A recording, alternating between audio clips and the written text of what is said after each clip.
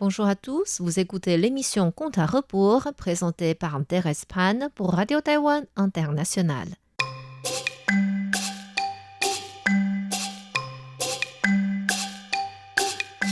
La semaine dernière, nous avons vu que Bai Suzhen préparait des souvenirs à son fils Meng Jiao parce qu'elle prévoyait de retourner au monde des immortels pour continuer sa pratique.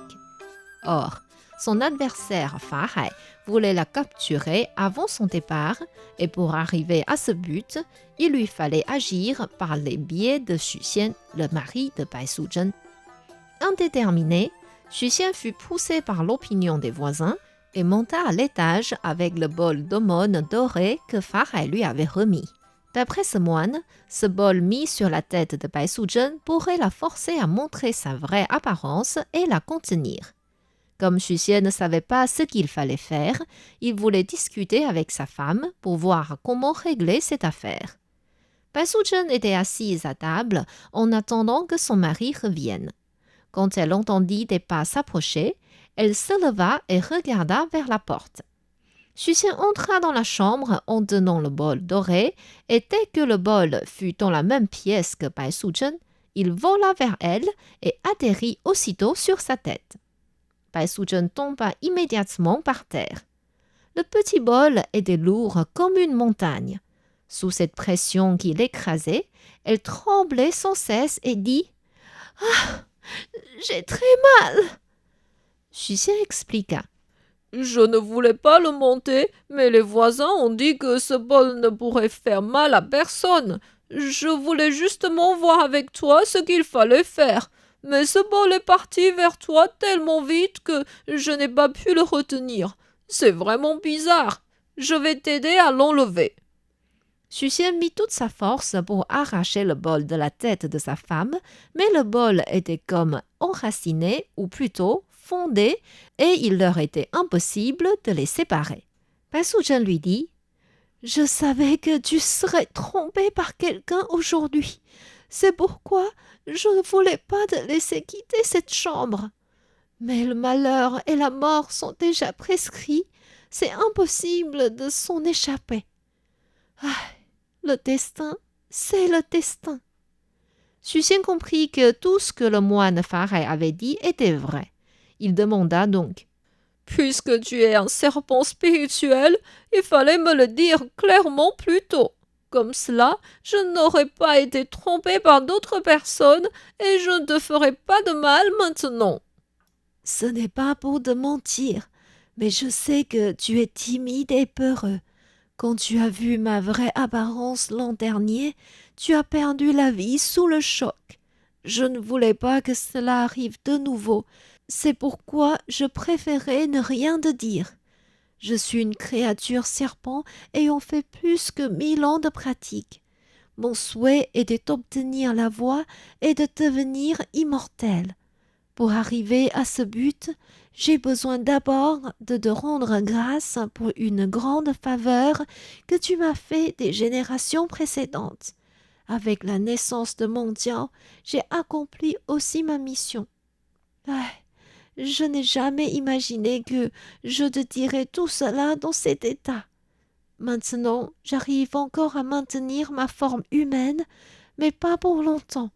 J'espère que tu ne vas pas me trouver moche et dégoûtante. » En voyant le bol descendant qui couvrait déjà les sourcils de sa femme, Xu Xian dit « Je pensais que tu avais aussi des pouvoirs magiques. Ne peux-tu pas l'utiliser pour enlever ce bol ?»« Le pouvoir du Bouddha est bien plus fort que le mien. C'est au fond ma faute. À cause de moi, beaucoup de gens sont morts noyés par le fleuve Yangtze-kiang. Si le Bouddha veut me punir pour cela, je n'ai rien à dire. Écoute, Meng Jiao est encore trop petit. Même si ta sœur peut s'occuper de lui, il faut quand même mieux que tu te remaries. Si quelqu'un peut s'occuper de toi, je serai plus rassurée dans l'enfer. » Avec les larmes aux yeux, Xu Xian cria « Non, je ne me marierai plus jamais. Je ne pourrai pas trouver une femme aussi bien que toi. » Les deux personnes s'embrassaient et pleuraient de chagrin. Meng Jiao entendit ces bruits et se mit aussi à pleurer. Xu Xian alla le prendre et le donna à Bai Suzhen pour qu'elle puisse l'embrasser une dernière fois. Bai Suzhen lui fit ses adieux. « Mon petit garçon, je vais te quitter maintenant. J'ai déjà préparé des habits pour toi de 1 à 7 ans. J'espère que tu pourras bien grandir et avoir un futur réussi. Xu Xian, remets-le au lit. Je ne veux pas qu'il me voie mourir. » Si tu meurs, je vais mourir avec toi. Et ils pleurèrent de nouveau en s'embrassant. Pendant ce temps-là, Xiaoqing, la servante de Bai Suzhen, était bien occupée à la cuisine. Après le petit déjeuner, elle s'affairait en cuisine pour préparer le banquet du premier mois des 2 bébés et ignorait complètement ce qui se passait dans le salon. Soudainement, Xiaoqing, la servante de la sœur de Xu Xian, entra en criant « Xiaoqing, au secours! Que fait-on » Qu'est-ce qu'il y a? Un moine est venu ce matin et a annoncé à tous les voisins que ta maîtresse est une créature serpent. Il a donné à ton maître un bol d'aumône. Apparemment, c'est pour capturer la créature. J'ai vu de la fenêtre d'en face que ton maître et ta maîtresse pleurent fort tous les deux et le bol reste coincé sur la tête de madame. Monte voir si tu peux les aider. Stressée, Xiaoqing sortit de la cuisine en courant. Avant de monter à l'étage, elle espionna dans le salon et comprit que le moine dont parlait Xiaoqing était justement l'adversaire juré de sa maîtresse. Sachant que le pouvoir de Farhai dépassait le leur, Xiaoqing ne pouvait que monter avec impuissance. En voyant Bai Suzhen par terre, elle se jeta vers elle, l'embrassa et demanda « Maîtresse, pourquoi tu es devenue ainsi ?»« C'est un fait. Plus la peine de donner des détails. »« Je sais. C'est encore une fois ce maudit Xu Xian qui voulait ta perte. »« Non, c'est mon destin. Il n'y a rien à voir avec lui. »« Si, je sais que c'est lui. Je vous ai dit plusieurs fois de l'abandonner et de retourner au monde des immortels, mais tu insistais à chaque fois qu'il faut lui rendre sa grâce. Maintenant, il cherche à te tuer. »« Non, je n'ai pas l'intention de faire mal. C'est le bol qui le fait tout seul. »« Arrête de donner des excuses. Si je ne t'avale pas aujourd'hui, ma colère ne pourra pas être apaisée. » Xiaoqing fit un tour par terre et devint un grand serpent vert. Heureusement que Xu Xian avait pris de l'herbe ressuscitante avant, sinon il allait mourir de choc.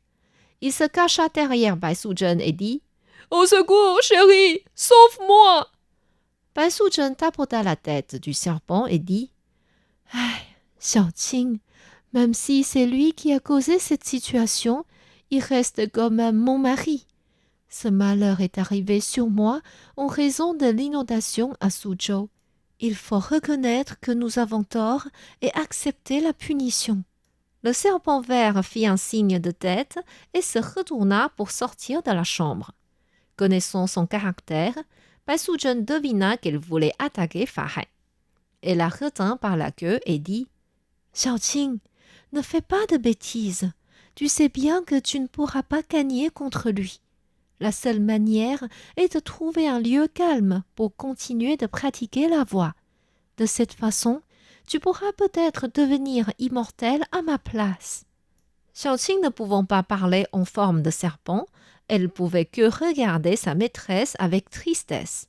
Bai Suzhen la poussa et dit « Vas-y, c'est l'heure de dire au revoir. » Le serpent vert la regarda une dernière fois et sortit par la fenêtre. Dans le salon, Farhai calcula l'heure et commença à réciter des incantations. À l'instant même, Bai Suzhen poussa un cri et disparut. Il ne restait plus que le bol d'aumône par terre. Xu Xian regarda dans le bol et y vit un petit serpent blanc en train de bouger. Il mit sa main dans le bol en vue de sortir le serpent, mais le bol était comme sans fond qu'il n'arrivait point à toucher le serpent. Rien à faire, Xu Xian ne pouvait que descendre avec le bol.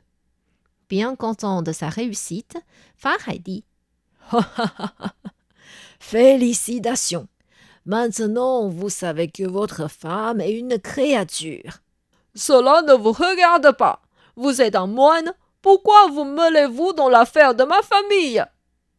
À ce moment-là, Xu Shi entra en courant. En réalité, sa servante Xiu Qing lui avait raconté tout ce qui s'était passé. Elle demanda à son frère « Où est ta femme ?» Xu Xian lui montra le serpent dans le bol avec tristesse. Farouche, Xu Shi tira l'habit de Fa Hai et dit « Maudit moine, où est partie ma belle-sœur? Vous nous avez fait un tour, n'est-ce pas? Vous voulez accaparer cette femme si belle que vous nous trompez en mettant un serpent dedans par votre pouvoir magique. Rendez-moi ma belle-sœur. » À côté, Chen Biao dit à sa femme « Chérie, crois-moi, Bai Suzhen est vraiment une créature serpent. Je l'ai vue de mes propres yeux il y a quelques mois.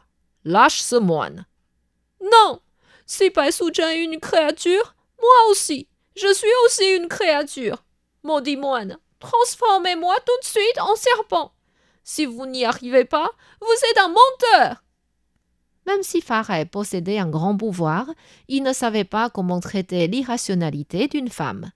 Il hocha la tête et dit « Si Bai Suzhen est capturée de cette manière, c'est parce qu'elle avait commis une grande erreur. Le Bouddha m'a ordonné de la renfermer sous la tour Leifeng pour une période de punition. Si vous ne me croyez pas, suivez-moi. Vous pourrez la voir de vos propres yeux. » Qu'est-ce qui se passera à la tour Leifeng? Que deviendra Xu Xian sans sa femme? Combien de temps durera la période de punition? Pour connaître toutes ces réponses, je vous invite à revenir la semaine prochaine au Conte à rebours. C'était Conte à rebours, présenté par Thérèse Pan sur les ondes de RTI.